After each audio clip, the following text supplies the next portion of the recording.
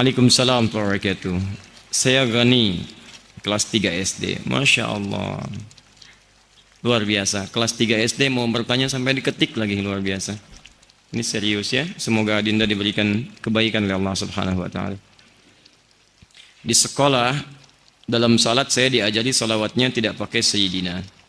Di tempat ngaji saya diajari pakai Sayyidina. Manakah yang betul Ustaz? Dalam salat iftitahnya ada yang pakai inni wajahtu, ada yang langsung wajahtu. Mana yang betul Ustaz? Baik, apakah inni wajahtu ataukah wajahtu atau yang tidak pakai wajah? Baik, mana di antaranya? Ini sebetulnya sudah pernah saya sampaikan di YouTube, bisa dilihat. Tentang masalah Sayyidina itu dibagi pada dua bagian. Dua bagian di luar salat. Yang pertama, ada hadis-hadis Nabi yang menyuruh para sahabat dengan kalimat Sayyidina. Abu Bakar dipakai Sayyid. Umar disebut Sayyidul Qaum, dihormati. Tapi ada juga hadis-hadis yang Nabi menolak dipanggil Sayyid. Ketika datang seseorang menyebut Sayyid, Sayyid, kata Nabi, jangan panggil saya itu. Saya tidak ingin diangkat seperti Isa. Tapi Anda harus baca hadis dengan ilmu hadis. Teman-teman sekalian, ketika kita baca dengan ilmu hadis, kalimat Sayyid itu asalnya netral. Panggilan kehormatan Bapak. Diterjemahkan ke dalam bahasa Inggris Mister. Dalam bahasa Indonesia Bapak. Ya. Anda misalnya lewat Pak Camat, begitu lewat Anda panggil Camat, Camat sini gitu kan. Bagaimana perasaan Pak Camat? Baik, Bupati lewat, begitu lewat, Bupati, Bupati sini. Masya Allah, saya bukan Bupati, saya Papati. Masya Allah kan. Baik, ada kalimat-kalimat di situ. Kiai lewat, Ketua MUI lewat, Anda panggil misalnya dengan nama orangnya langsung. Maka di Arab itu ada ungkapan kehormatan namanya Sayyid. Perempuannya Sayyidah, Sayyidah Khadijah, Sayyidah Aisyah, itu normal biasa. Sama dengan saya panggil Anda Bapak, Tuan, Nyonya, dan sebagainya. Maka Umar dipanggil oleh Nabi Sayyidu Qaumi, pemimpin kaumnya, yang dihormati di kaumnya. Abu Bakar disebut Sayyidu Qaumi, yang dihormati dalam kaumnya. Baik, Nabi disebut Sayyidul Anbiya, Jumat disebut Sayyidul Ayyam, Sayyid. Nah, orang tadi, kenapa Nabi tidak berkenan dipanggil dengan Sayyid oleh orang tadi? Karena orang tadi berniat mengkultuskan Nabi. Ingin cari muka di hadapan Nabi. Seakan-akan ingin diperhatikan oleh Nabi lebih daripada orang lainnya. Maka dia panggil Sayyid, Sayyid, Sayyid, tapi ingin mengkultuskan Nabi. Nah, Nabi menolak, bukan menolak dipanggil Sayyidnya, tapi menolak dikultuskan. Sehingga seperti Nabi Isa nanti nasibnya bagaimana dikultuskan oleh umatnya. Jadi kalau Anda ingin memanggil kalimat Sayyid dalam konteks untuk kehormatan, itu nggak ada masalah. Saya tinggal di Mekah, bolak-balik juga ke Madinah, beberapa tempat yang lain. Orang Madinah, orang Mekah biasa, Allahumma shalli ala Sayyidina Muhammad. Itu biasa saja. Anda coba lihat di tulisan-tulisan di jalan, Allahumma shalli ala Sayyidina Muhammad, biasa saja. Ya, tapi kalau Anda ingin mengkultuskan dengan menggunakan kalimat Sayyid, itu yang dilarang. Sedangkan dalam sholat, kalau saya lebih pada pendapat tidak menggunakan kalimat Sayyid dalam sholat. Karena kalimat sholat itu dengan bacaan dan gerakannya diikut dan diikat oleh hadis Al-Bukhari nomor hadis 651. Sallu kama ra'aitumuni usalli. Salatlah kalian seperti persis melihat saya salat. Sedangkan dalam salat kita diajarkan tahiyat dan salawat tidak menggunakan sayyidina. Allahumma salli ala Muhammad. Maka saya pribadi mencukupkan pada kalimat Allahumma salli ala Muhammad. Dan itu menurut saya lebih kuat. Karena salat itu mengacu pada kaidah ikuti apa yang diajarkan oleh Nabi. Kalau di luar salat itu muamalah masih ringan di situ. Masih ringan, tidak ada dalil kuat yang mengikatnya. Ketentuan dalam usul fikih, jika ada yang khusus, maka khusus ini takhsis kepada yang ta'mim. Yang umum ditaksis oleh yang khusus. Dalam salat tidak ada kalimat Sayyidina yang diajarkan oleh Nabi. Maka dari situlah saya lebih cenderung kepada kalimat Allahumma salli ala Muhammad tanpa Sayyidina. Sepakat? Baik. Kalau Anda ingin sepakat silakan. Kalau tidak, ya mungkin cari dalil lain yang lebih menenangkan. Inni wajjahtu dan wajjahtu. Dua-duanya ada. Yang wajjahtu tanpa ini di hadis Muslim nomor hadis 1848. Hadisnya dari sahabat Ali bin Abi Thalib radhiyallahu taala anhu. Yang pakai ini ada di Ibnu Majah nomor hadis 3221. Hadisnya dari Jabir bin Abdullah radhiyallahu taala anhu. Tapi saya mau bacakan hadisnya. Yang tidak pakai ini berikut bunyi hadisnya. Sallaitu khalfa Rasulillah sallallahu alaihi wasallam fastaftaha wajjahtu wajhiya lilladzi fatara as-samawati wal ard, dan seterusnya hadis. Saya pernah salat di belakang Rasulullah sallallahu alaihi wasallam, kata Ali bin Abi Thalib, Fastaftaha, maka beliau membaca doa istiftah dengan kalimat wajjahtu, wajhiya lilladzi, dan seterusnya hadis.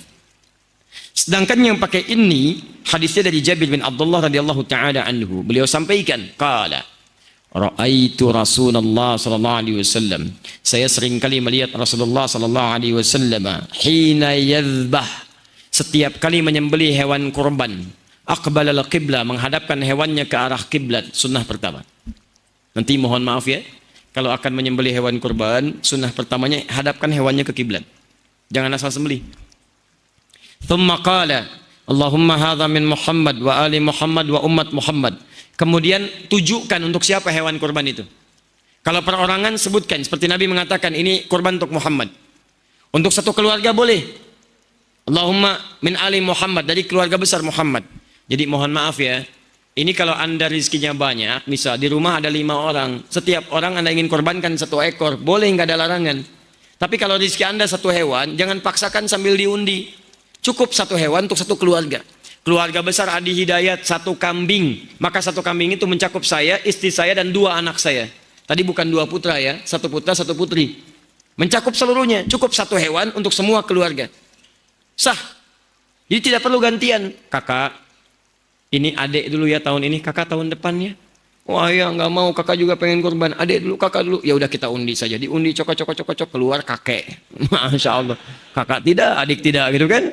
Nggak usah, antum sebutkan aja nama keluarga besarnya, selesai. 3, umat Muhammad. Umat Muhammad diantaranya menunjuk kepada seseorang yang telah tiada. Sah. Karena ketika Nabi menyebut umat, itu mencakup semua umat Nabi, baik yang masih hidup ataupun wafat. Dalilnya di situ menunjuk pada 2 bagian. Berkurban bagi yang tidak mampu. 1, di anda kalau misalnya mampu, ada orang lain tidak mampu, boleh anda berikan hewannya, hadiahkan kepada orang itu untuk kurban dia.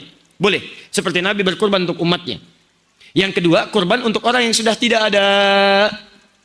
Sah. Ulama sepakat di sini.